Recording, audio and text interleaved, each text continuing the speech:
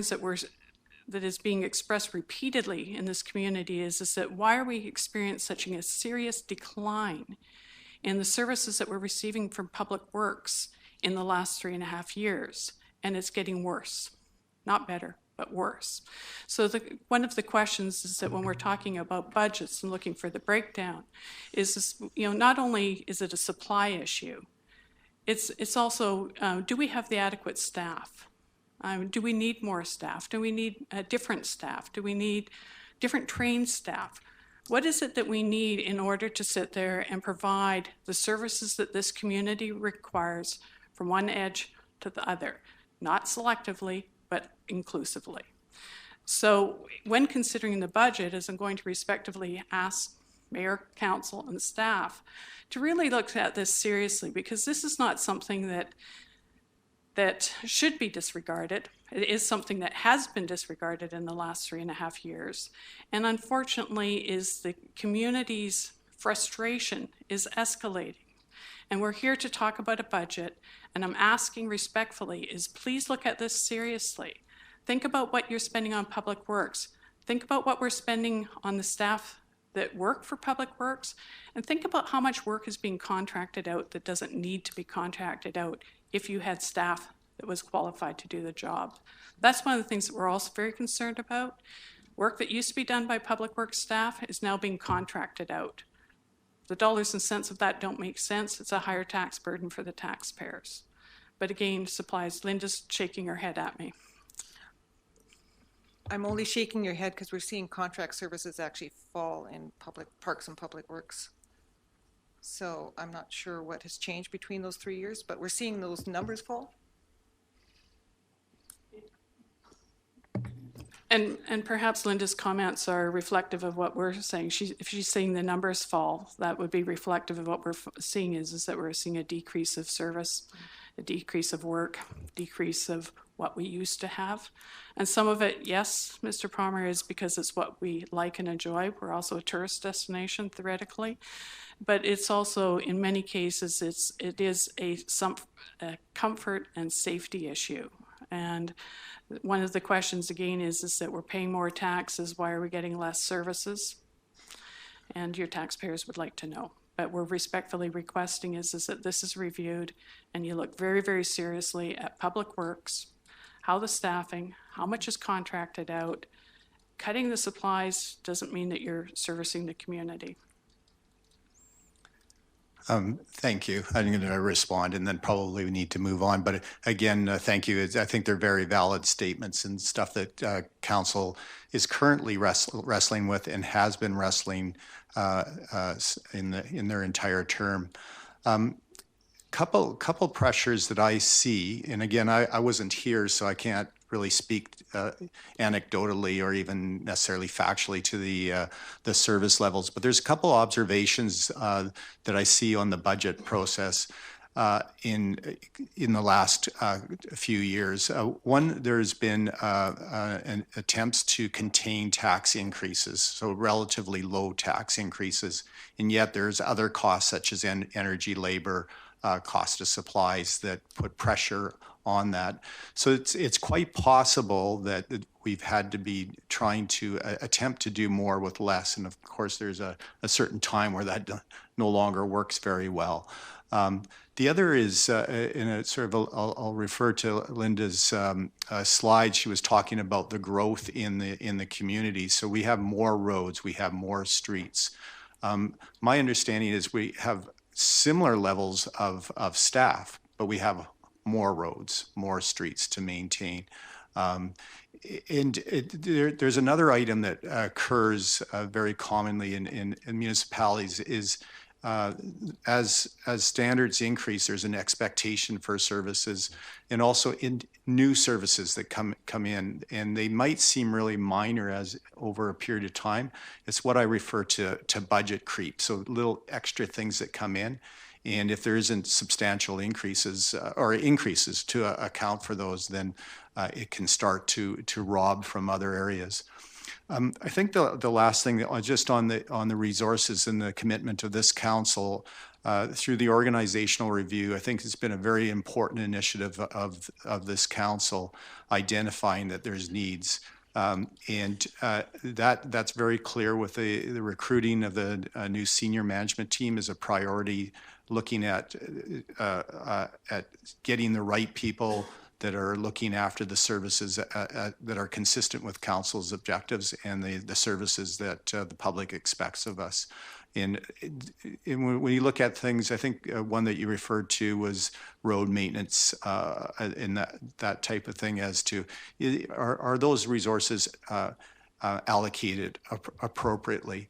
And that's something that our new director of engineering, when that person is here, we'll be reviewing some of those plans so that we have good policies, good procedures, that we're applying the services under the direction of council in a fair and consistent way. So again, I thank you for that information. I think council does as well, because I think there's some very valid concerns about the service levels moving ahead. And then of course the tension between raising taxes compared to the service levels that the public expects.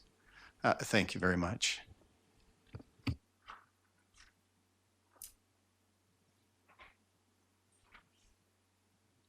Any other questions?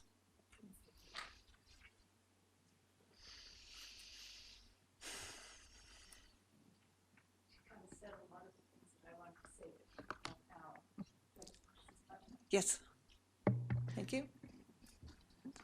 The problem with our infrastructure is, I don't know, I hate saying it, but I think we got a bunch of lazy people. We've got roads in Tewanek that are really deadly. They're not getting fixed. I don't know where you live, but not out there. We've got parks.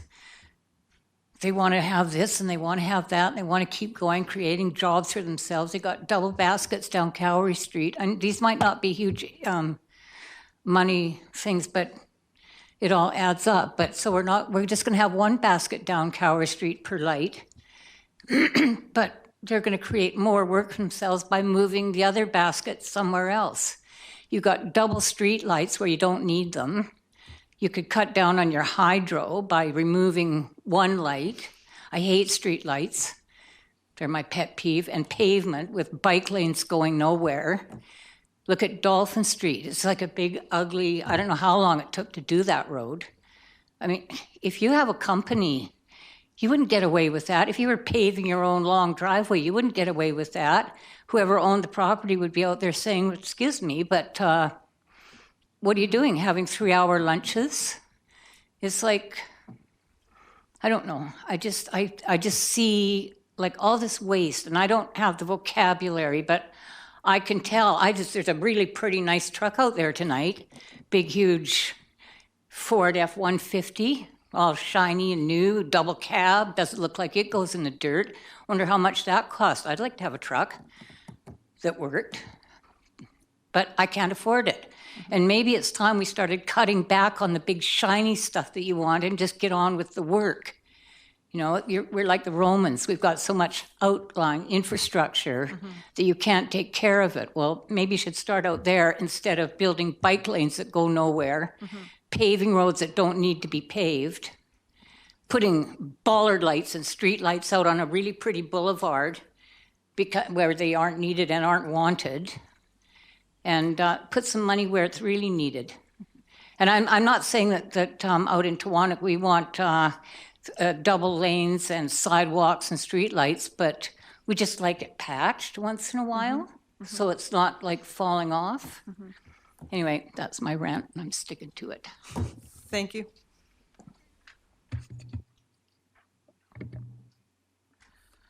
I'm sure the mayor and council will take that into consideration when they review the budget.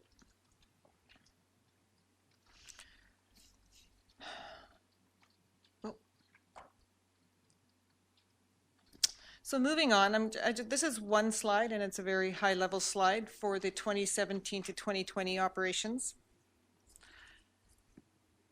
So for revenue, we basically have a flat revenue of about $13.5 million, moving up to $14.2 million. We've put a growth creep in there for about 2%. On the expenditure side, $11.8 million growing to $12.1 million. Again, we've put, we will expect to see some of our wages and benefits continue to grow. And we can expect hydro and many of our other costs to continue to increase by an inflationary 1%. Our principal payments will continue throughout that period of $1.1 million. And we contribute to reserves somewhere between $0.6 and $1 million. Now, is that enough to fix our reserves so that we can fix all the roads? The mayor and council will have to have a look at that.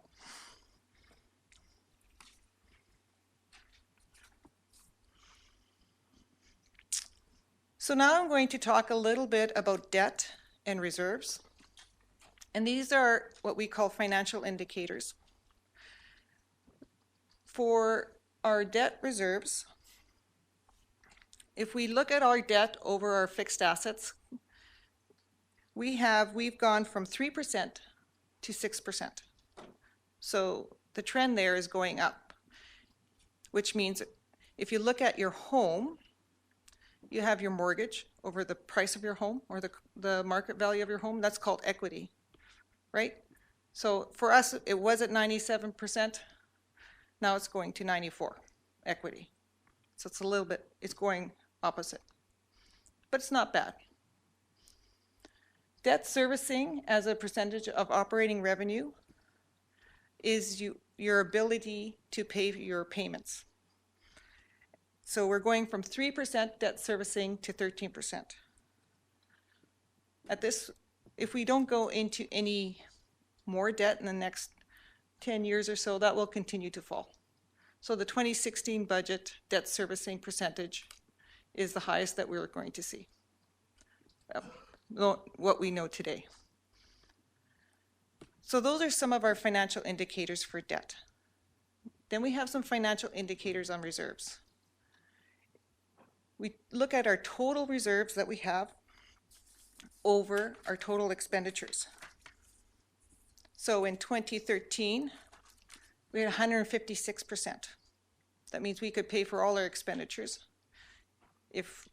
for about a year and a half. And in 2016, that falls to 134%.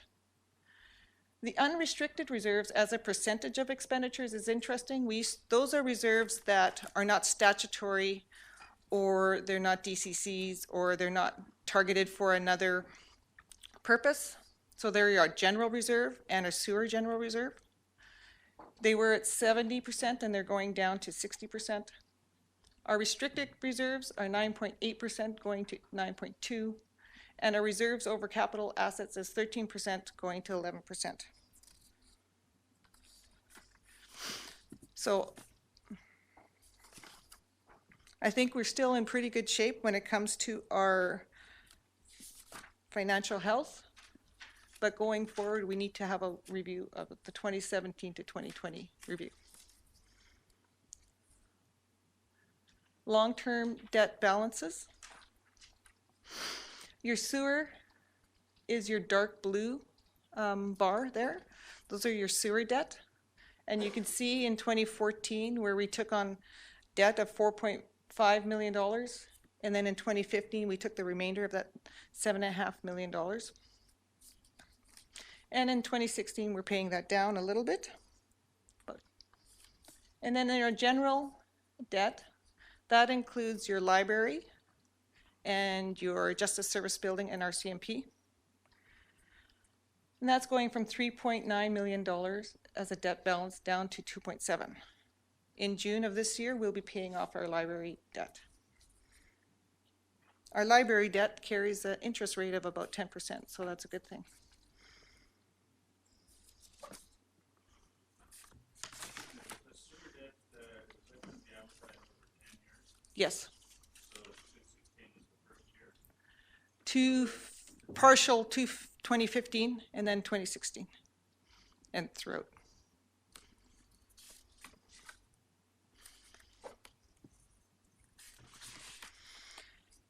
So this is a trend of our total surpluses and reserves So in 2013, you see that we had reserves of about $17.8 million. We have a little bit of a drop in 2014 of down to 13.3. What happened there is we did not get our grant we did not get our advance for our loan until the Water Resource Center was complete or substantially complete. So we borrowed a little bit of money, about $3 million, and then they gave it back to us, or then we took it back when in 2015. So it's about $3 million of just drops off and it comes back. And then in 2016, we dropped $3.4 million. No, we don't drop. We drop a $2 million or $1 million there to fund some of our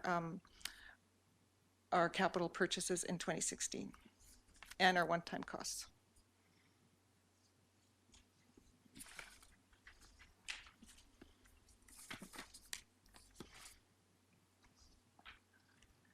This is, we could break up our reserves into unrestricted reserves, operating reserves, and sewer reserves. In 2012, we had $5 million in operating reserves, and we're moving to $4.2 million in 2016. And in sewer reserves, we had 3.5, and in 2016, we expect it to be 3.2. So only a small drop in our operating reserves, or in our sewer reserves.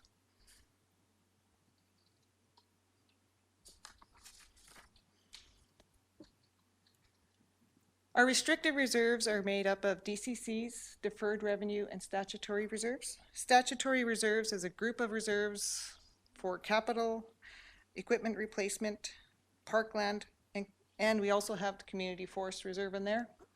We did set up a reserve for infrastructure renewal. However, we have not placed anything into that reserve at this time. So here you can see that the DCC reserves, that's the top green line here, it's relatively consistent. Our deferred revenue here, we're using it when we can, and our statutory reserves are depleting quite a bit as we use it for capital and equipment.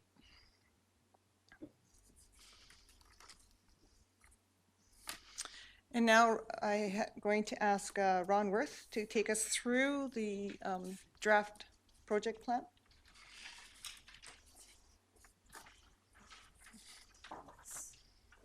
Oh, great.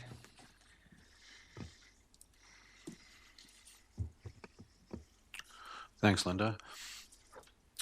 So these are projects that, this first slide here, are projects that we had input on, but they're not in the current plan. So we've heard a proposal, but they're not currently in the plan. They're possibly for further review going forward. So it's lawn bowling, a band shell, municipal hall, library expansion, a sani dump, waterfront remediation, the gravel road paving plan, community gathering place, the pickleball court at Ebtide Park, reclaimed water, and the Rockwood Center upgrade.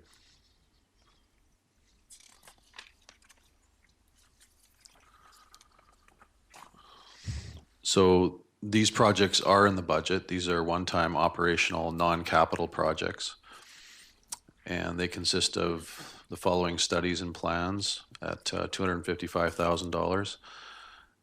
Downtown Revite / gathering place study. We're also going to complete the DCC bylaw review, and we're going to have a parks master plan, vision plan, sustainability plan. We're going to do a bridge and culvert assessment, and we're going to look at contaminated sites. And some other ones that total $79,500. We're going to have a 30th anniversary for the District of Sechelt, and we're going to pay for some on-base consulting.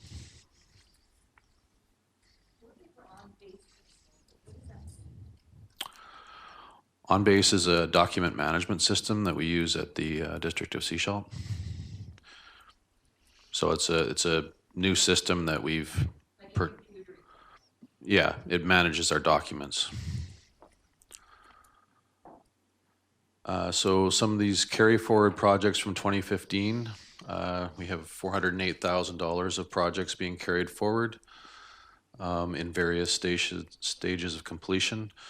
Change management, recruitment of senior management, the art acquisition, the back office scanning project, sewer modeling and funding project, and the post-completion review of the Water Resource Center.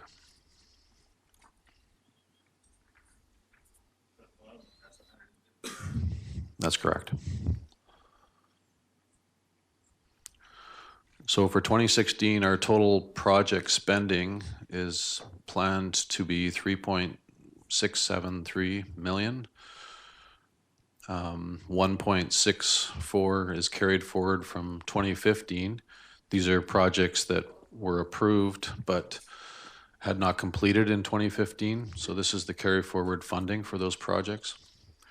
And then new project spending is just over $2 million for 2016. And that includes the non-capital projects. And these projects are funded from the following sources. Basically from reserves, you've got general reserves, 1.2 million, and it's about 35% of that. Capital reserves is funding 18%. Sewer reserves is about 21%. And about 9.3% from development cost charges and a couple other smaller funding sources.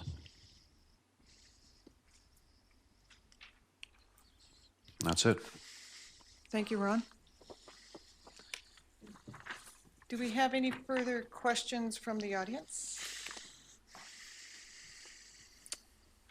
Oh, yeah.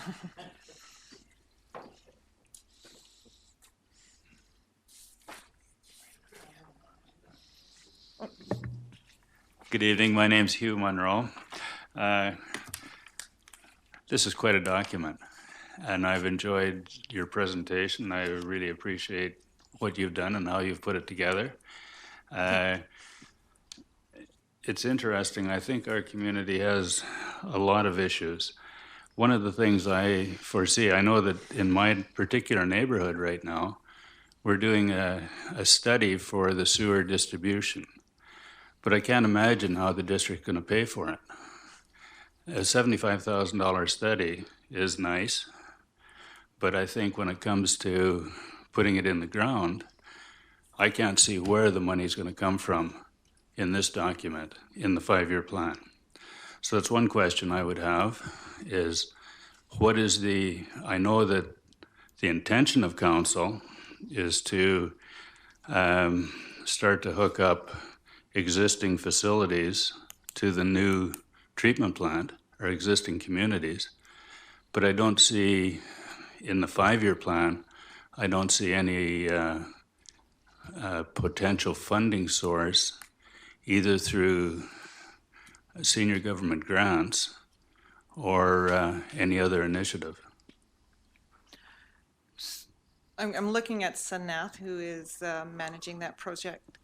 However, we are doing the study in 2016, and in 2017, we're looking for some grants and 2018, I believe, we're looking for some grants at about $3 million in total. That's not reflected in these They in should this be document? reflected in there, yeah. Pardon? There would be reflected, what you're not seeing is the long-term capital plan. But we can go through that if you'd like. Like what you saw is the operations, 2017 to 2020. Agreed. We didn't go over the 2017 to 2020 project plan. And why not? Well, we have presented that earlier, so I didn't want to repeat myself. However, if the audience wishes, I could do that. We can do that. Would you like? I accept that that you say that you have identified funding for some of these study projects that are being done in 2016, particularly on the sewer? Is that true? Is that right? Yeah, for the sewer, for the study? No, the study I understand is being done this year. Yes. But are you identifying funds in 2017 to 20 for the actually in-ground placement? Yes. Yes, we're expecting 2/3 funding to come from grants for those sewer projects. And where will the other third come from with the, and when I look at the reserves and the situation that the district is in, where will the other third come from? Right now, it's considered to be coming from sewer reserves. But my understanding is Sanath has 2 different grant applications out right now. So the funding formula could change. Okay, thank you. The only other question, it's not a question, it's really an observation. And it may well be in the parks capital plan, but I haven't been following it very closely. One of the things I would lobby for is some improvement to the Kinnickinnick Trails. It's a flagship recreation facility for our community, and the trails are in desperate need of some attention. Thank you. Thank you. Bring that forward.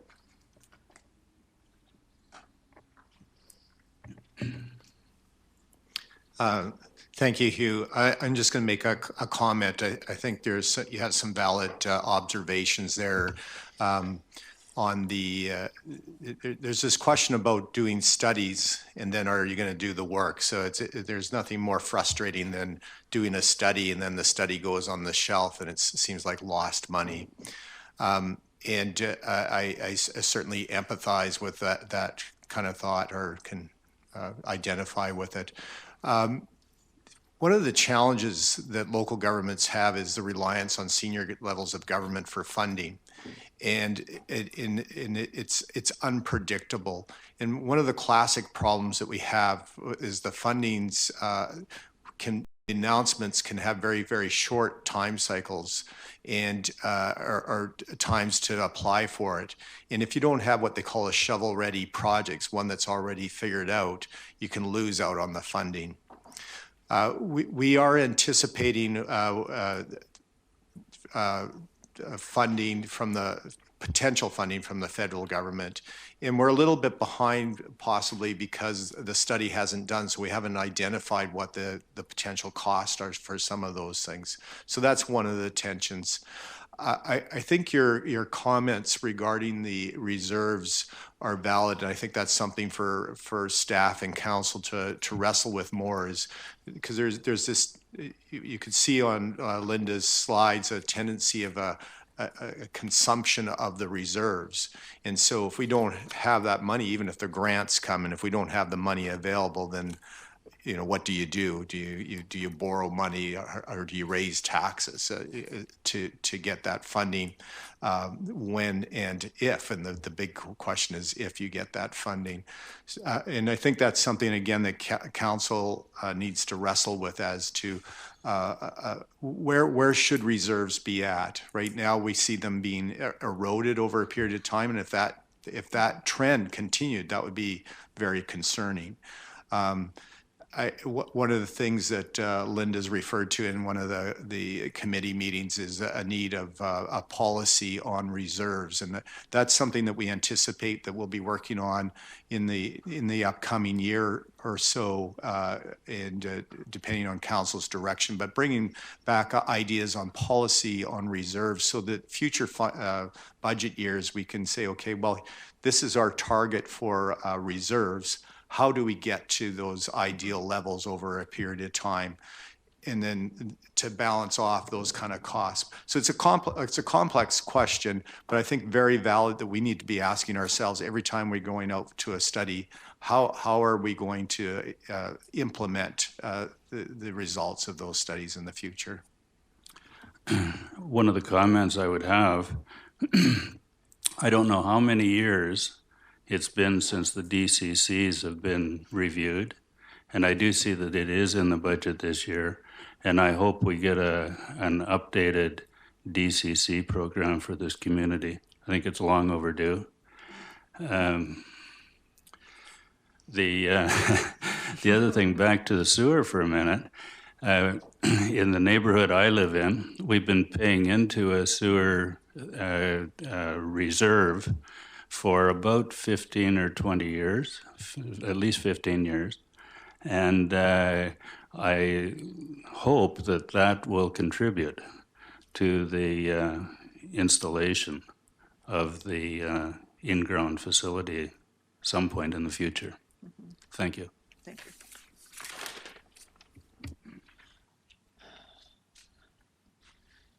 Siobhan, do we have any further questions? No. Okay. Are there any further questions from the audience? If not, then then I'll ask Deputy Mayor Alice Lutz to close the meeting.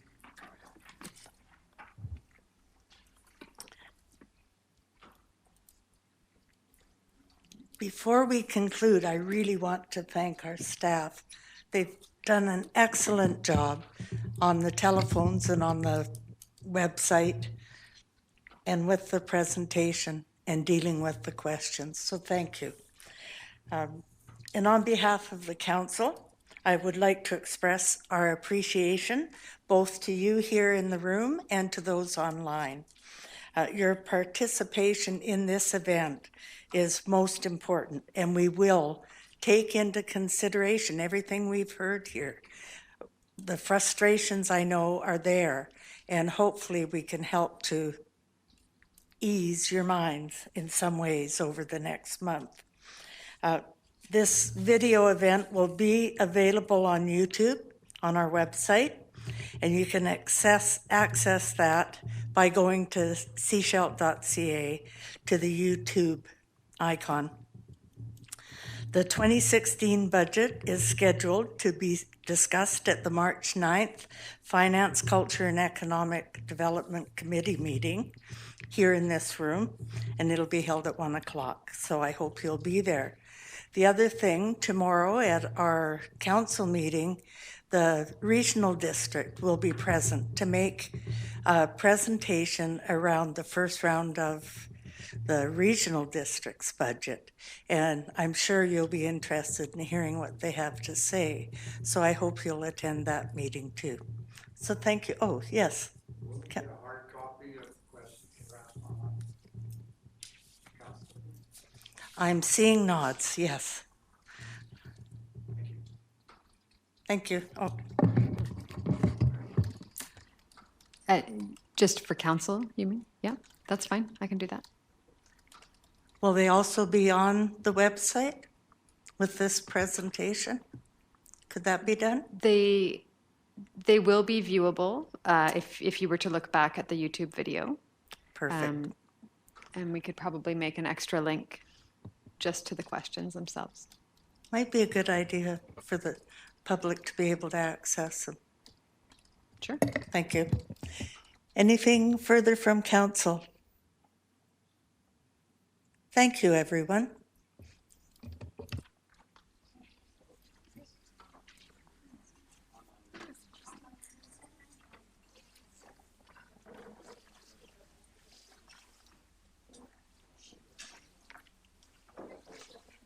Oops, sorry.